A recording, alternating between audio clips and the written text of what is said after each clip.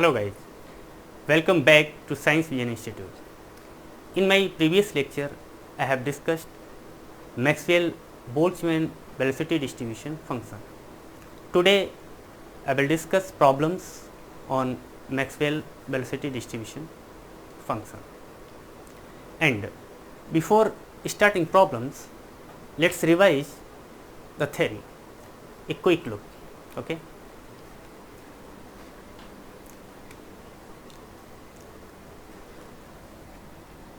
Numerical problems करने से पहले जो इम्पोर्टेंट थ्योरी है मैं उन पॉइंट्स को डिस्कस कर देता हूँ, right.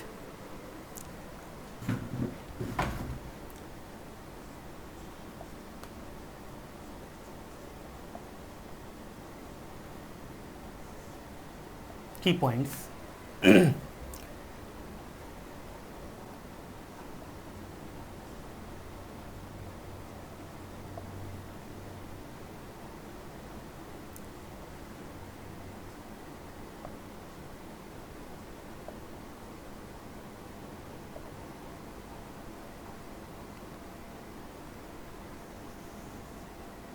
Maxwell velocity distribution function क्या था, देखिए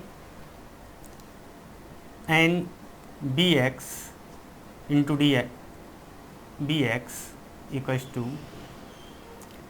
एम अपॉन 2 पाई के टी की power 1/2 E to the power minus M upon 2 के T D X square into D V X, right. यही फार्मूला था, इसको आप इक्वेशन नंबर 1 दे दीजिए, राइट। अब प्रोबेबिलिटी डिस्ट्रीब्यूशन फंक्शन,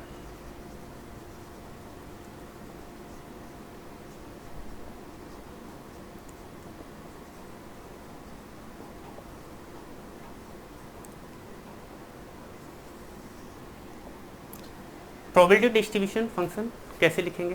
प्रोबेबिलिटी क्या होती है? Fraction of molecules in the velocity range v to v plus dv, right. तो that means pbx into dbx, इसको आप n से डिवाइड कर देंगे और याद रखिए यहाँ पर n भी था, राइट। तो ये क्या हो जाएगा? N V X D V X upon capital N. Capital N क्या था? नंबर ऑफ मॉलिक्यूल्स थे, right, of ideal gas enclosed in volume V and mass of the gas we have considered small N, right. तो ये क्या हो जाएगा? This implies P V X into D V X equals to M upon 2 pi के T की power 1/2 E to the power minus M upon 2 के T we x square into D V X, right. This is very important result.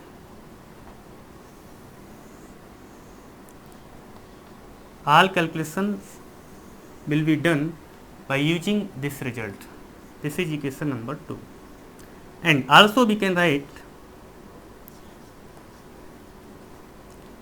PBX यानी कि probability function, this is equals to m upon 2 pi kt की power half e to the power minus m upon 2 kt and D X square. इसे आप equation number 3 दीजिए। This is also important result, keep in mind this, right. इसके साथ साथ 3 फार्मूले आपको और पता होना चाहिए: V R M S, V average, V most probable velocity, right. So average velocity क्या होती है आपकी?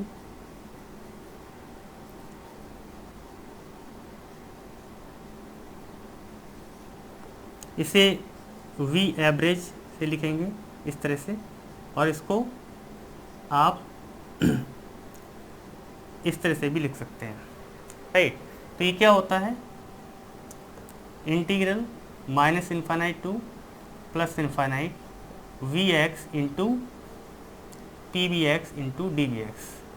मैंने कहा था ना कि all calculations will be done by using this result, so this result is very important, keep in mind, right. इसको जब आप यहाँ पर पुट करोगे तो ये आपका यहाँ बी एक्स है, और यहाँ देखिए यहाँ पर बी एक्स की पावर 0 है, तो ये आपका ऑड फंक्शन बनेगा, क्योंकि ये इंटीग्रल है आपका माइनस इन्फाइनाइट से प्लस इन्फाइनाइट। अगर आप इसे 0 से इन्फाइनाइट में जब कन्वर्ट करेंगे तो ये ऑड फंक्शन बनेगा, तो ये रिजल्ट हो जाएगा 0, this will be equal to 0, right. So V X आपका क्या आ गया, 0, यानी कि जो एवरेज वेलोसिटी है वो आपकी 0 हो गई। इसी तरह से आपका बी बाई ये भी आपका 0 होगा, एंड बी जेड भी आपका 0 होगा, राइट। अब बात करते हैं बी एक्स स्क्वायर की। तो बी एक्स स्क्वायर अगर आपका जो मीन है, अगर आप इसको कैलकुलेट करेंगे तो ये क्या हो जाता है, इंटीग्रल माइनस इन्फाइनाइट से plus infinite V X square into P B X into D V X, right. इस इंटीग्रल को जब आप सॉल्व करेंगे तो ये आपका इवन फंक्शन बनेगा, राइट। और इसको जब आप सॉल्व करेंगे तो इसकी वैल्यू आती है के टी अपॉन एम, राइट। अब देखिए D R M S value क्या होती है,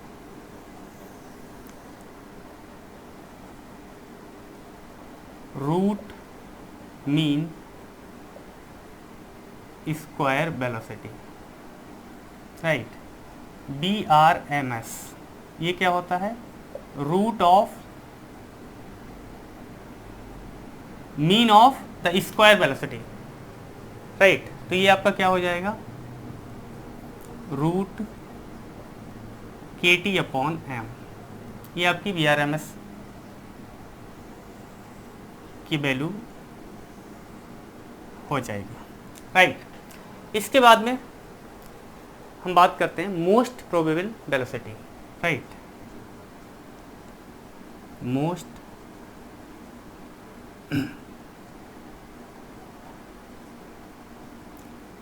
प्रोबेबल वेलोसिटी BMP से इसको लिखते हैं, ठीक है। तो मोस्ट प्रोबेबल वेलोसिटी के लिए ये जो आपका प्रोबेबिलिटी फंक्शन है, राइट, ये क्या होगा, इसको आप bx के रिस्पेक्ट में डिफ्रेंशिएट करके 0 के ऊपर पुट करेंगे, है ना। तो del P B X over del V X, इसके लिए क्या होगा, 0 होगा, राइट। तो इसको कर लीजिए डिफ्रेंशिएट, तो ये आपका क्या हो जाएगा, m अपॉन 2 पाई के टी की power half E to the power minus m upon 2 के T we x square, bracket में differentiation of this minus m upon 2 के T into 2 we x, and this will be equal to 0। Now यहाँ से आपको क्या मिलेगा, ये term इधर चले जाएंगे, 0 हो जाएंगे, तो बी एक्स आपको इक्वल टू 0 मिल गया। इसी को क्या कहेंगे, यही आपकी मोस्ट प्रोबेबल वेलोसिटी है, V M P, this is equal to 0। आपने तीनों वेलोसिटी टर्म यहाँ से कैलकुलेट कर लिए। एवरेज वेलोसिटी आपकी क्या आ गई, 0 आ गई। बी आर एम एस 0 नहीं है, ये root K T upon M है। Most probable velocity V M P आपकी 0 आ गई, राइट। तो अब इस वेलोसिटी पर ये मैक्सिमम होगा, राइट।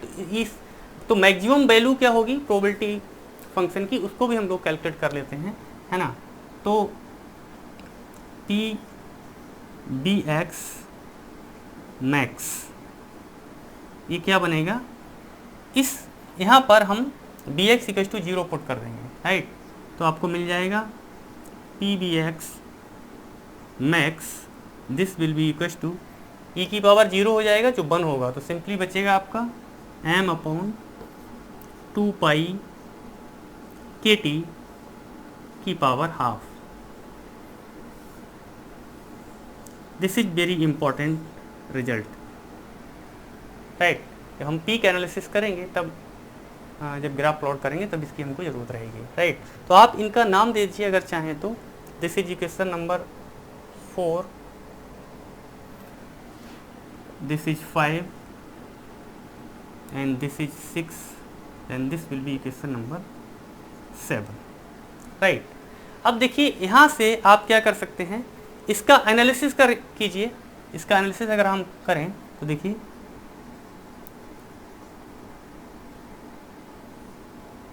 यहाँ से क्या कंक्लूजन निकला, ये जो आपका PBX है max, this is proportional to m to the power 1/2 and PBX max is inversely proportional 1/t की पावर हाफ, राइट।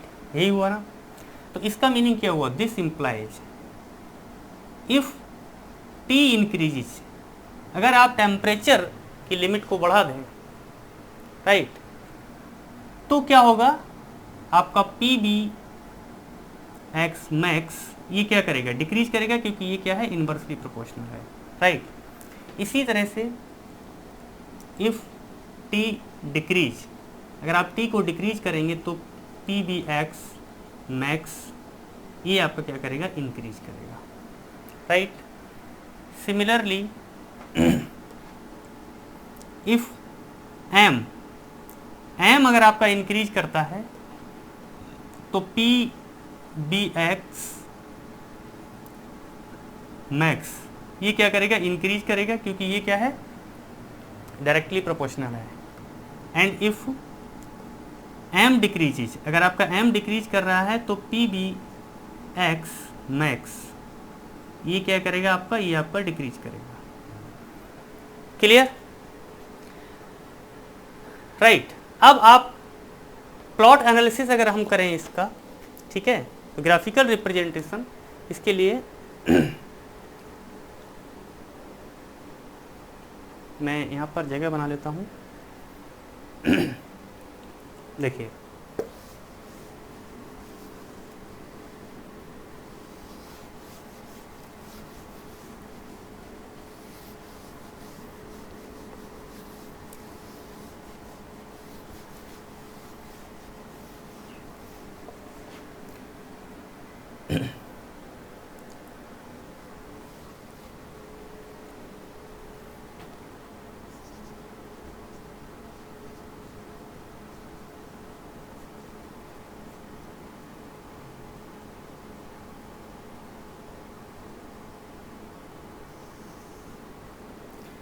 यहाँ पर देखिए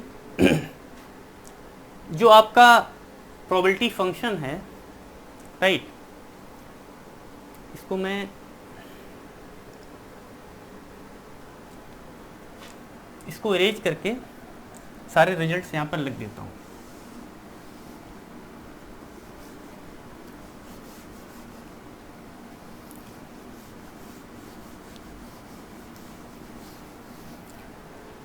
प्रोबेबिलिटी फंक्शन क्या था हमारा,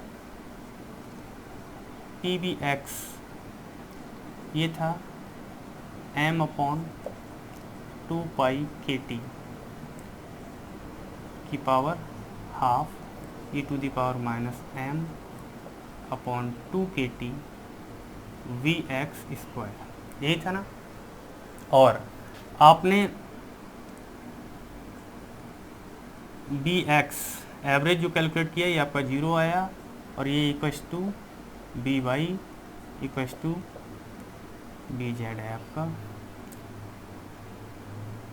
Brms जो वैल्यू आई √KT/m आया, एंड BMP आपका 0 आया, है ना, B एवरेज, ये रिजल्ट्स आपको मिले, और ये मैक्सिमम आपका ये है, ठीक। अब देखिए, तो ग्राफिकल रिप्रेजेंटेशन जब आप करेंगे तो प्रोबेबिलिटी फंक्शन और वेलोसिटी, राइट, तो PBX वर्सेस BX, इसको अगर आप प्लॉट करें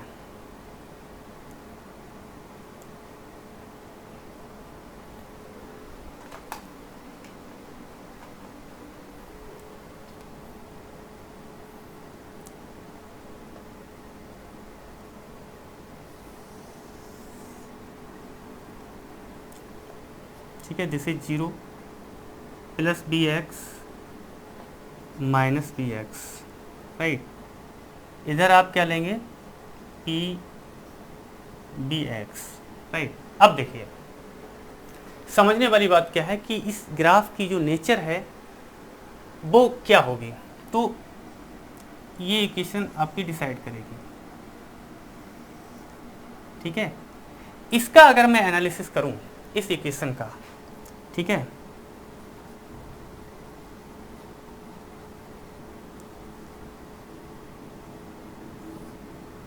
इक्वेशन इसका नाम क्या दिया था, इक्वेशन 3 नाम दिया था, ठीक है। इसका अगर हम एनालिसिस करें तो देखिए यहां पर आपने क्या देखा कि बी एक्स जब 0 था, यानी वेलोसिटी जब आपकी 0 थी, तो पी बी की जो वैल्यू थी वो आपको मैक्सिमम मिली, राइट। तो पहला पॉइंट जो है आपका ये है कि if V X equals to 0, तो पी बी एक्स जो है आपका ये क्या मिल रहा है, पी बी एक्स मैक्स, यानी कि मैक्सिमम वैल्यू मिल रही है। इसका मीनिंग ये हुआ कि आपको एक पीक मिलेगा बी एक्स इक्वल्स टू 0 पर, राइट। दूसरी बात क्या है, आप इस इक्वेशन को देखिए, अगर आप यहाँ पर एक्स बी एक्स को, अगर आप बी एक्स को रिप्लेस कर दें माइनस बी एक्स से, तो क्या होगा, यानी कि पी माइनस बी एक्स आपको क्या देगा, ये plus b p B x ही देगा, है ना। तो इसका मीनिंग क्या हुआ, जो कर्व है आपका उसका जो डिस्ट्रीब्यूशन है वो सिमेट्रिकल डिस्ट्रीब्यूशन को रिप्रेजेंट करेगा, है ना। तो यहाँ पर जो डिस्ट्रीब्यूशन है वो क्या है, सिमेट्रिकल है। तो दिस इंप्लाइज सिमेट्रिकल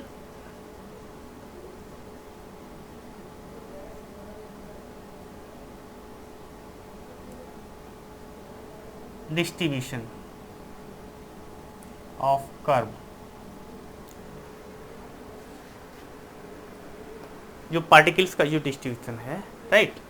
अब देखिए इसके अलावा इसकी जो नेचर क्या है, ये जो फंक्शन है F X equals to F X is proportional to E to the power minus alpha X square type का है, यानी कि गॉसियन फंक्शन की तरह बिहेव करेगा।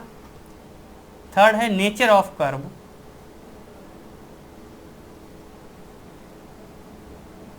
तो नेचर ऑफ कर्व क्या होगा, ये होगा आपका F of X equal to suppose A is any constant E to the power minus alpha X square, यानी कि गॉसियन नेचर।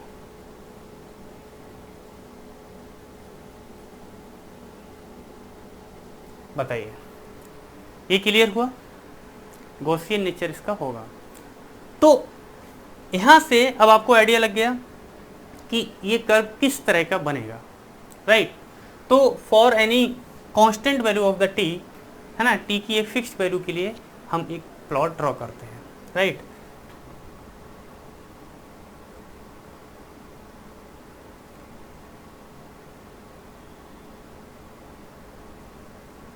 देखिए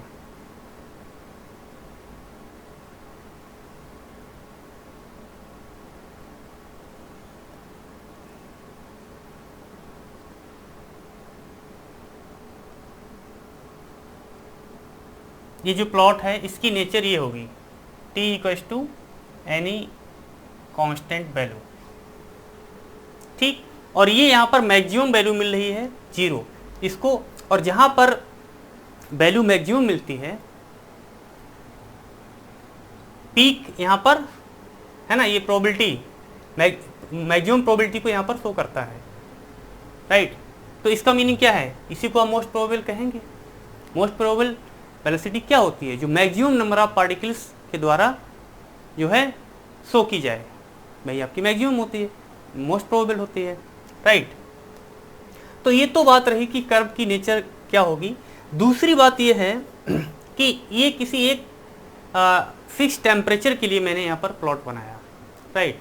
सपोज कीजिए डिफरेंट टेम्परेचर लिमिट्स के लिए अगर हम इस प्लॉट को बनाना चाहें, तो ये प्लॉट जो है कैसे हम बनाएंगे, राइट। तो देखिए मैं सपोज कर लेता हूँ 3 different limits, right. Consider T1 less than T2 less than T3। यहाँ पर मैंने 3 डिफरेंट टेम्परेचर लिमिट्स को ले लिया है,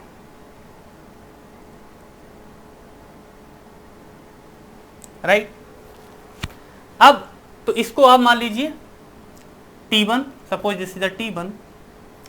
अब दूसरा है T2, तो T2 is greater than T1, T2 जो है T1 से बड़ा है, राइट। अब यहाँ समझने वाली बात यह है कि दूसरी टेम्परेचर लिमिट के लिए जब आप प्लॉट बनाएंगे तो उसकी जो नेचर है उसमें क्या कुछ चेंज आएगा, या पीक में कुछ शिफ्टिंग होगी? शिफ्टिंग होगी तो अप होगी, डाउन होगी, लेफ्ट होगी, राइट होगी, किधर होगी, है ना, सिंपल सी बात है। तो इसका मीनिंग क्या है कि ये एनालिसिस आप कैसे करेंगे, राइट। तो मैं यहाँ पर करता हूँ पीक एनालिसिस। अगर मैं पीक एनालिसिस की बात करूँ, यहाँ पर लिख लेता हूँ मैं,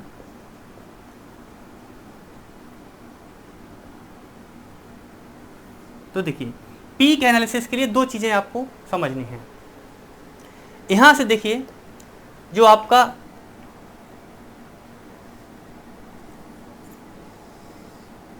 पीबी मैक्सिमम जो है इनवर्सली प्रोपोर्शनल टू टी की पावर हाफ है, राइट।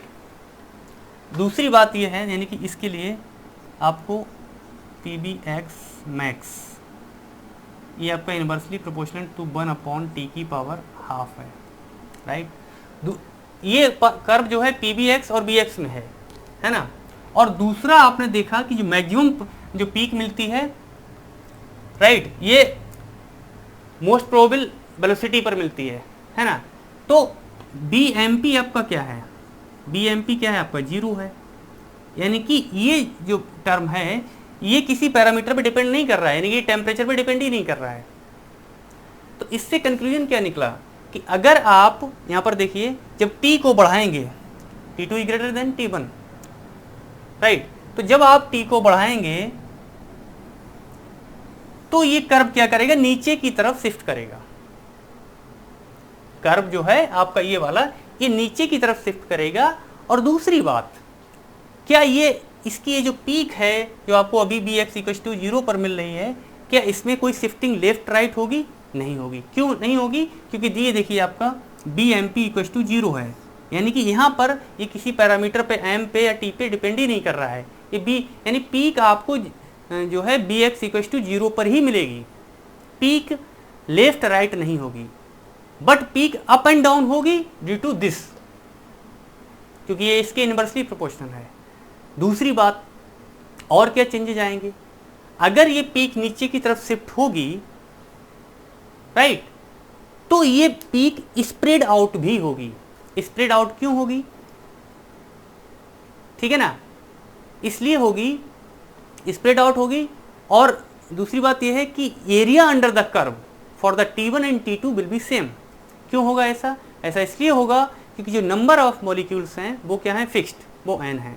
तो टेम्परेचर बढ़ाने पर नंबर ऑफ मॉलिक्यूल्स जो हैं वो कम या ज़्यादा नहीं हो रहे हैं, उनकी कंसंट्रेशन पे जरूर इफेक्ट पड़ रहा है। किसी पर्टिकुलर वॉल्यूम रेंज में कहीं पर पार्टिकल्स ज़्यादा हो सकते हैं, कहीं पर कम हो सकते हैं, और टेम्परेचर पे बढ़ाने पर उनका जो डिस्ट्रीब्यूशन है उस पर फ़र्क पड़ रहा है, लेकिन टोटल नंबर ऑफ जो मॉलिक्यूल्स हैं वो आपकी कांस्टेंट है, राइट। इसीलिए क्या होगा, डिफरेंट टेम्परेचर लिमिट्स के लिए जो आप कर्व ड्रॉ करेंगे तो एरिया अंडर द कर्व जो होगा वो आपका सेम होगा, उसमें वेरिएशंस नहीं होंगे, राइट, वो आपका कांस्टेंट होगा। बट पीक में शिफ्टिंग होगा और टेम्परेचर बढ़ाने पर पीक जो है डाउनवर्ड शिफ्ट होगी, राइट, बट पीक मिलेगी बी एक्स इक्वल टू 0 पर ही, यानी लेफ्ट राइट शिफ्ट नहीं होगी। क्लियर? तो देखिए हम सेकेंड टेम्परेचर लिमिट के लिए इस कर्व को ड्रॉ करते हैं। तो ये आपका क्या मिल जाएगा आपका यानी कि ये नीचे की तरफ शिफ्ट होगा और ये क्या होगा, स्प्रेड आउट हो जाएगा। तो मैं इसको बना देता हूं इस तरह से,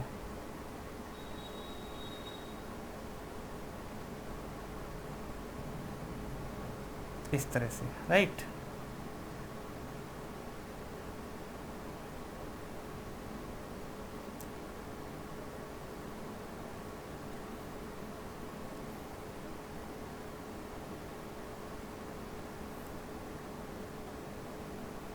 this is for the temperature limit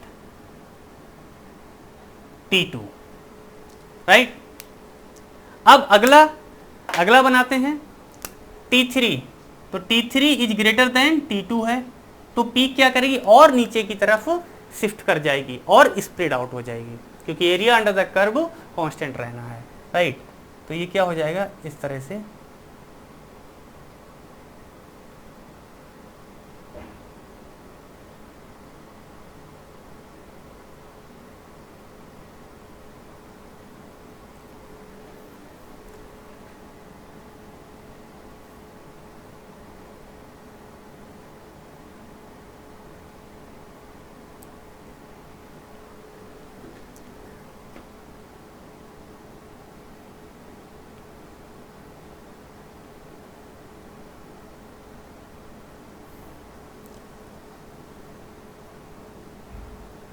इस तरह का बिहेवियर मिलेगा, इसे कहेंगे आप T3। बताइए क्लियर और not, right.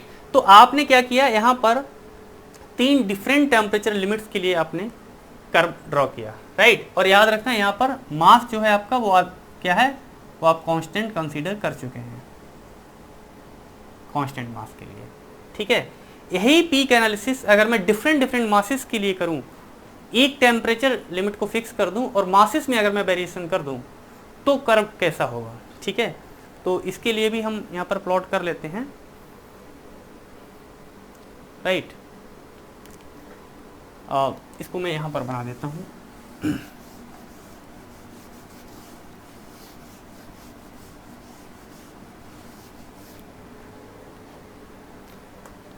For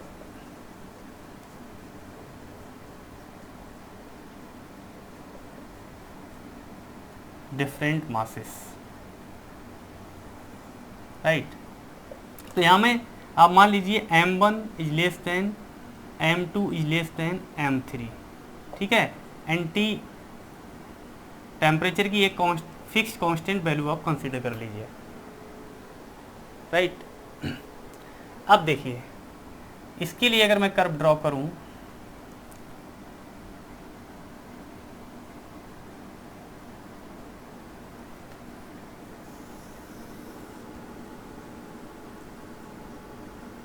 bx 0 and minus px, right. इधर आपका क्या है pbx, राइट। तो देखिए क्या डिफरेंसेस आएंगे m1 के लिए, यानी t आप कांस्टेंट कर दीजिए, m1 के लिए अगर आप प्लॉट बनाएं, राइट। तो अब यहाँ पर यह ध्यान रखना, यहाँ क्या होता है कि मास आप बढ़ाएंगे तो जो प्रोबेबिलिटी फंक्शन है की जो वैल्यू है वो इंक्रीज करेगी, राइट, और घटाएंगे तो डिक्रीज करेगी। यहाँ पर उल्टा था, ठीक है। तो m1 जो आपका मास है वो मिनिमम है ना, और m3 सबसे ज्यादा है, राइट। तो m3 सबसे कम है, इसका मतलब इसकी जो पीक होगी वो सबसे कम होगी, डाउनवर्ड होगी, यानी कि ये वाला जो T3 वाली जो पीक है इसकी तरह होगी m1 के लिए, राइट। इसके लिए जो पीक है वो इस तरह की होगी और ये बहुत स्प्रेड आउट कर्व होगी, दिस इज लाइक दिस,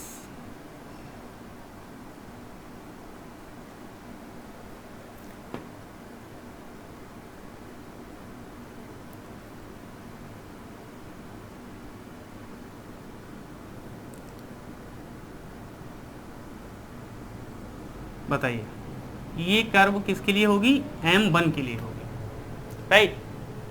अब m2 है ना, तो m2 जो है आपका, m2 इज ग्रेटर देन क्या है, m1 है। तो m इसका मीनिंग क्या, मास बढ़ गया, मास बढ़ गया तो पीक ऊपर की तरफ शिफ्ट होगी, है ना। तो ऊपर की तरफ शिफ्ट होगी, इसका मीनिंग क्या हुआ, ये आप इसका बिहेवियर आप देखेंगे कुछ इस तरह से होगा,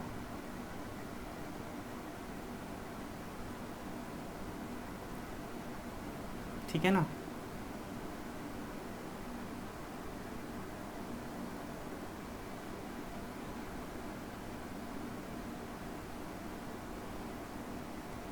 ये मिलेगा आपको M2 के लिए, राइट।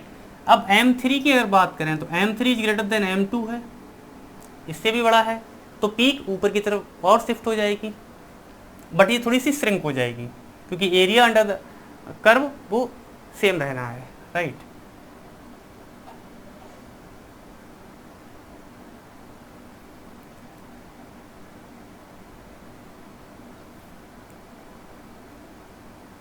तो कर्व की नेचर आपको कुछ इस तरह की मिलेगी,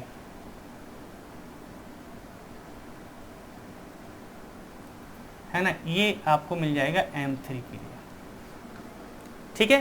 तो for the different temperature limits आपने प्लॉट बनाया वो आपका ये है, एंड फॉर डिफरेंट मासेस आपने कर्व प्लॉट किया वो आपका ये है, राइट। तो ये आपका जो है हमने एक एक पॉइंट को यहाँ पर डिस्कस कर लिया है, एनालिसिस कर लिया है, राइट। अब हम प्रॉब्लम्स को करते हैं, राइट। तो चलिए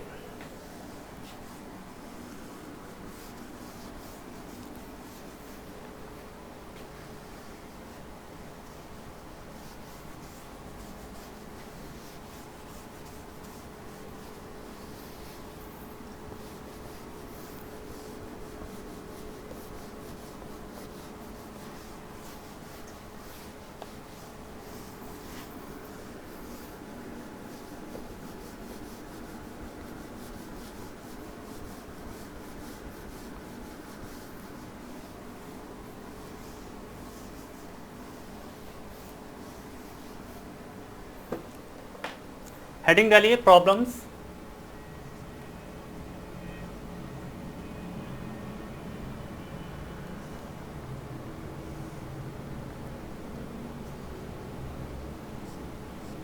फर्स्ट क्वेश्चन करते हैं, लिखिए, नोट कर लीजिए। What are the values of V average, VRMS and VMP in 2D and 3D। यानी कि 1D में तो आपने देख लिया क्योंकि वैल्यूज, 2D और 3D में कैसे लिखेंगे, ठीक है। तो देखिए सॉल्यूशन क्या है इसका। 1D के लिए आपको पता है ना, फॉर 1D, 1D के केस में जो बी एवरेज है आपका, बी एवरेज आपका क्या है, BX, राइट। और ये क्या था, 0 के उकल था, और ये यही आपका B/B भी यही था, आपका 0 ही था, और BZ भी आपका यही था, ठीक है। ओके, तो बी एवरेज आपका क्या था, 0 था 1D के केस में, BX और BY और BZ की वैल्यूज इक्वल थी, राइट। बट BX स्क्वायर जो था आपका, ये क्या था आपका, KT/M, and also BY square भी यही था, और BZ स्क्वायर की भी वैल्यू आपको यही मिल रही थी, ठीक है ना। BRMS ये क्या था आपका, ये क्या होता है, रूट ऑफ BX का स्क्वायर, है ना। तो ये आपका क्या मिल जाएगा, रूट KT/M, और BMP क्या था आपका, ये आपका 0 था, राइट। अब देखिए 2D के लिए क्या बनेगा, फॉर 2D के लिए जो आपका B एवरेज है ना, क्योंकि BX की वैल्यू 0 है, BY और BZ भी 0 है, तो ये तो आपको क्या मिलेगा, 0 ही मिलेगा, ठीक है। अब देखिए BX स्क्वायर, जो आप B स्क्वायर लिखेंगे, यानी इस केस में, है ना, ये यहाँ पर देखिए अगर मैं B स्क्वायर की वैल्यू निकालूं तो ये BX स्क्वायर के इक्वल होगा, ठीक है। तो इसके लिए जो आप B स्क्वायर लिखेंगे ये क्या होगा, 2D का केस है, इसलिए ये BX square plus BY square, right, दो का सम हो जाएगा, तो ये क्या बन जाएगा आपका 2kT/m, राइट। तो BRMS क्या हो जाएगा, BRMS ये आपका क्या होता है, √√ऑफ B² का मीन। तो इसका मीनिंग क्या हुआ, आपको मिल गया 2kT/m, और BMP इसके लिए भी क्या होगा, 0 होगा, ठीक है ना, क्योंकि BX BY BZ क्या है आपके 0 हैं। अब देखिए 3D के लिए, फॉर 3D के लिए B एवरेज क्या होगा, 0 होगा, क्योंकि BX BY BZ सब 0 हैं। बट जो B² का आप मीन लिखेंगे तो ये इन तीनों का सम होगा, राइट। तो ये हो जाएगा BX² plus BY² plus BZ का स्क्वायर, राइट। तो ये किसके इक्वल होगा, 3kT/m, ठीक। इसका मीनिंग क्या हुआ कि जो BRMS होगा, BRMS वो इसका रूट होता है ना, तो ये क्या बन जाएगा 3kT/m, क्लियर। और जो BMP होगा, BMP ये यहाँ पर 0, ये भी आपका 0 होगा, क्योंकि यहाँ पर ये BX BY पे डिपेंड करेगा और BZ पे, जो जिनकी वैल्यू क्या है 0 है, राइट। अब नेक्स्ट प्रॉब्लम देखिए,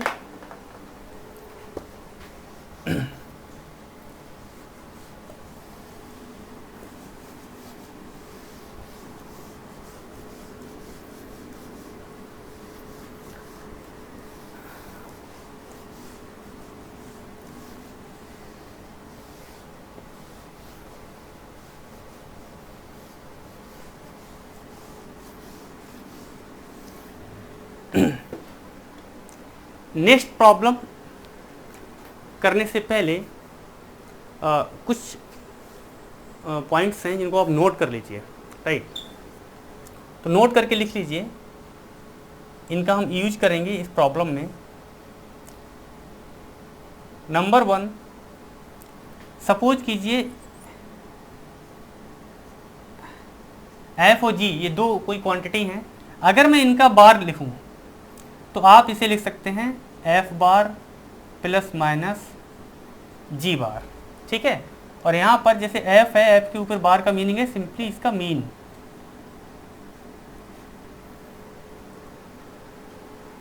ओके।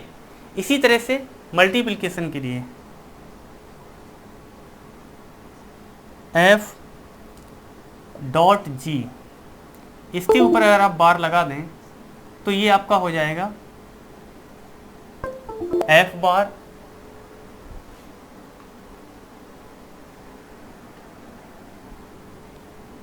डॉट G बार, ठीक है। और इसी तरह से CF बार, यहां पर C क्या है आपका कांस्टेंट है, तो आप इसे लिख सकते हैं C और F बार, इस तरह से आप इसको लिख सकते हैं, राइट।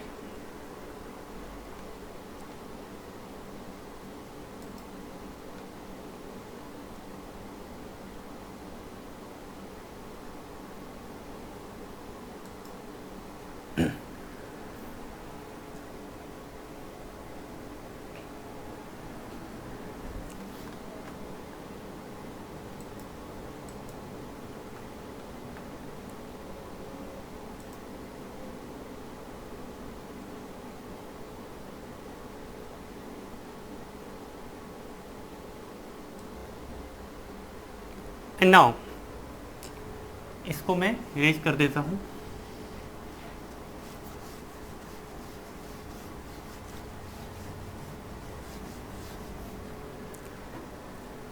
क्वेश्चन लिखिए, ये अच्छा क्वेश्चन है।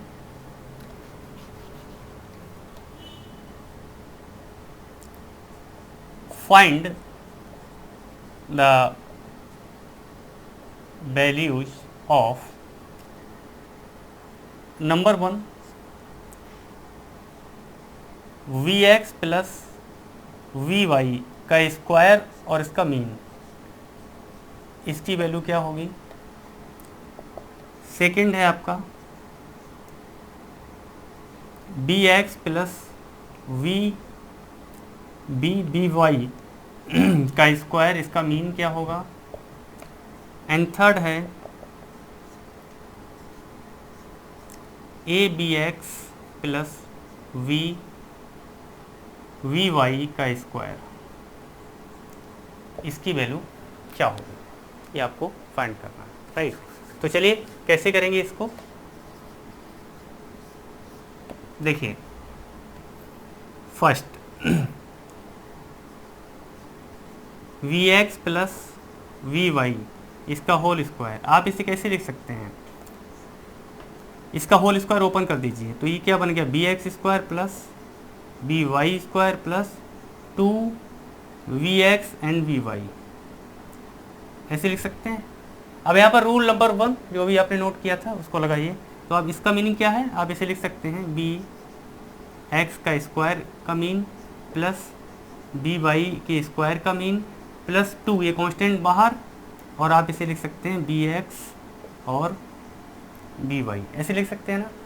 अब आपको इनकी वैल्यूज पता है, बी एक्स की वैल्यू क्या है 0 और बी वाई की वैल्यू भी 0 है, बट इसकी वैल्यू एग्जिस्ट करेगी, इसकी क्या होती है के टी वाई एम प्लस के टी वाई एम। तो आपको क्या मिल गया रिजल्ट, 2 के टी बाई एम मिल गया, ठीक है। अगला देखिए सेकंड क्या है आपका, V X plus V V Y का स्क्वायर, इसका मीन, तो ये क्या हो गया V X square plus B square V Y square plus 2 V V X V Y, इसका मीन, राइट। तो इसे आप क्या लिख सकेंगे, बी एक्स का स्क्वायर का mean plus B square constant है ये बाहर हो जाएगा, बी वाई स्क्वायर का मीन प्लस 2b बाहर बी एक्स का मीन इंटू बी वाई का मीन, यही बनेगा ना। तो फिर से ये वाले term 0 and this term is also 0, तो यू विल गेट हियर, इधर कर देता हूं मैं,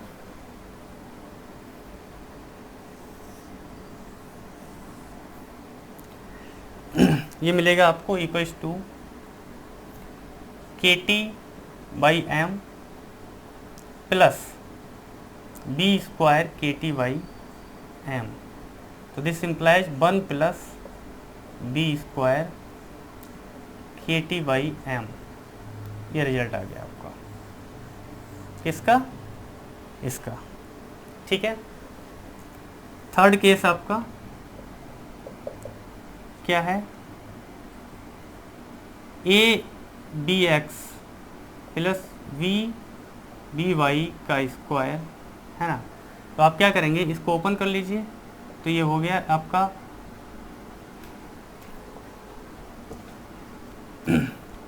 mean of a square b x का square plus B square v Y का square plus 2 a b v x v y, ये हो गया, ठीक है ना। अब क्या करेंगे हम यहाँ पर,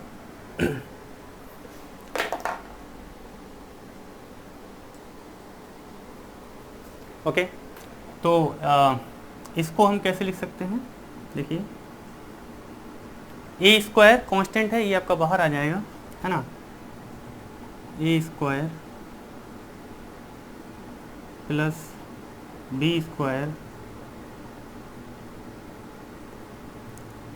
प्लस 2ab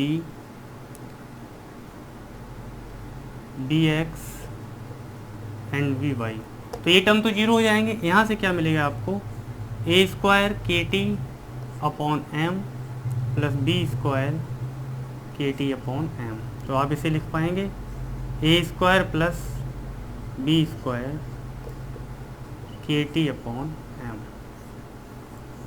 ये रिजल्ट आपको मिल जाएगा। ठीक है, इसके लिए कितना मिलेगा 2kT/m। राइट, एक प्रॉब्लम और लिखिए।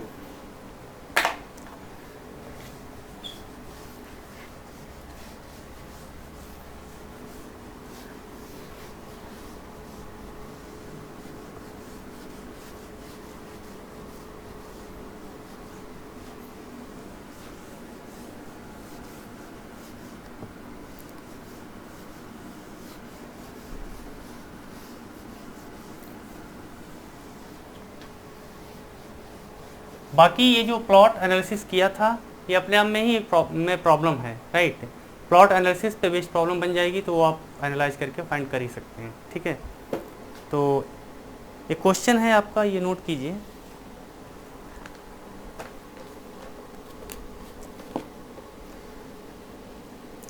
Find the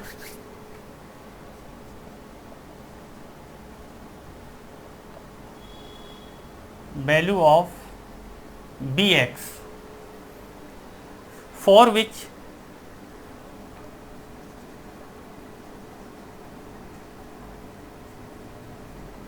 probability falls to number 1 e times और 2 है 1/10 times of the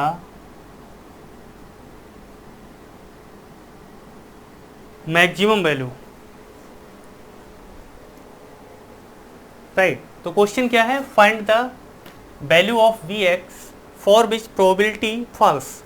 जो प्रोबेबिलिटी फंक्शन है ना, वो फॉल्स करता है कितना 1/e times and 1/10 times of the maximum value. Right, तो इसका सोल्यूशन क्या है, पहले तो आप समझिए ये जो प्रोबेबिलिटी है आपका PBX, ये कैसे दिया जाता है, m/2π/KT की power half e⁻⁻m/2KT into BX², इस तरह से रिप्रेजेंट करते हैं हम इसको, है ना। अब इन्होंने कहा है कि ये जो वैल्यू है ये फॉल्स करती है और कहाँ तक जाती है, मैक्सिमम वैल्यू तक। तो PBX मैक्स जो मैक्सिमम वैल्यू है उसकी 1/e टाइम्स फॉल होती है। तो जो PBX मैक्स है वो आपकी उसकी वैल्यू होती क्या है ना, वो आपको Bx=0 पर मिलती है। वो क्या होती है, m/2π/KT की पावर 1/2, यही तो होती है। एट Bx=0 पर आपको मिलती थी, पता है ना आपको। तो अकॉर्डिंग टू द क्वेश्चन जो PBX है आपका ये किसके इक्वल है, 1/e times of the maximum value PBX max. According to this PBX=1/e PBX max, इस तरह से लिखेंगे हम, है ना, अकॉर्डिंग टू द क्वेश्चन। तो आप इनकी वैल्यू पुट कर दीजिए आपको, है ना। तो ये क्या है आपका m/2π/KT की power 1/2e⁻m/2KT Vx²। this will be equals to 1/e m/2π/KT की पावर 1/2। तो ये आपके कैंसिल आउट हो जाएंगे। राइट, तो आप इसे क्या लिख सकते हैं,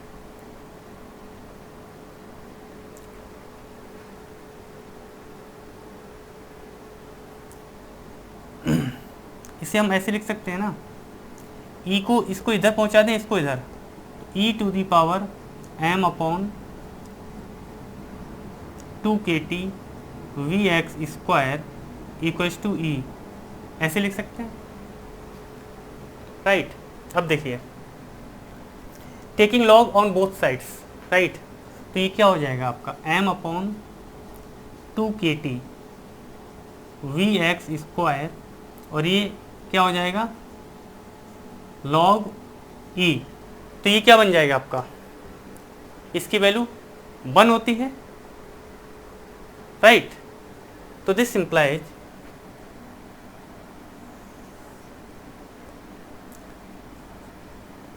B X square equals to, ये क्या हो जाएगा 2kt अपॉन एम, और बी एक्स को क्या होगा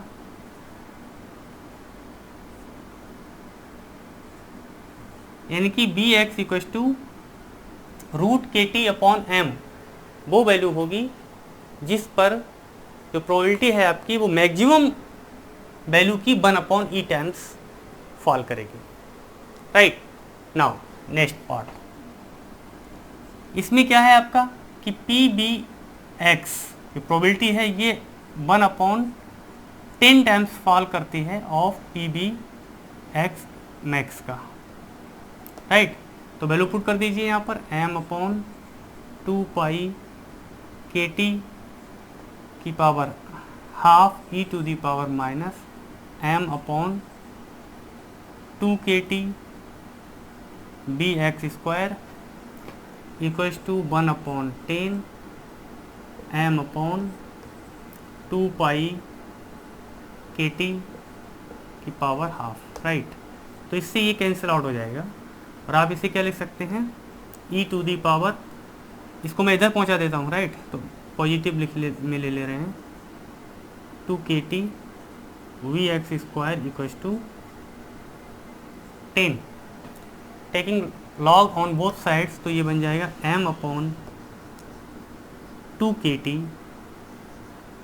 वी एक्स स्क्वायर, और ये क्या बन जाएगा लॉग 10 बेस ई है, याद रखना, राइट। तो और इसकी वैल्यू कितनी बनती है, ये है 2.3, राइट। तो this implies D X square, ये आपका बन जाएगा, इसकी ऐसे मल्टीप्लाई करोगे तो 4.6 के टी अपॉन एम, ये है ना, और D x equals to 4.6 K T upon M, V X की वैल्यू आपको ये मिल जाएगी, राइट। अब देखिए इस तरह की बहुत सारी प्रॉब्लम्स जो हैं इस पर बेस्ड जो है आप लोग कर सकते हैं, राइट। और ग्राफिकल एनालिसिस से रिलेटेड प्रॉब्लम्स भी बन जाती हैं, तो उसका हमने एनालिसिस कर ही लिया है, राइट। तो आई होप इस टॉपिक से रिलेटेड जो भी प्रॉब्लम्स हैं, ऑल काइंड ऑफ प्रॉब्लम्स आप सॉल्व कर सकते हैं, राइट। अब जो मेरा नेक्स्ट लेक्चर होगा उसमें हम डिस्कस करेंगे Maxwell speed distribution function, right. ये जो केस था आपने देखा, ये वेलोसिटी डिस्ट्रीब्यूशन का केस था। अब हम स्पीड डिस्ट्रीब्यूशन की बात करेंगे और probability function for the speed distribution और उस पर बेस्ड प्रॉब्लम्स करेंगे, right. Okay, all the best.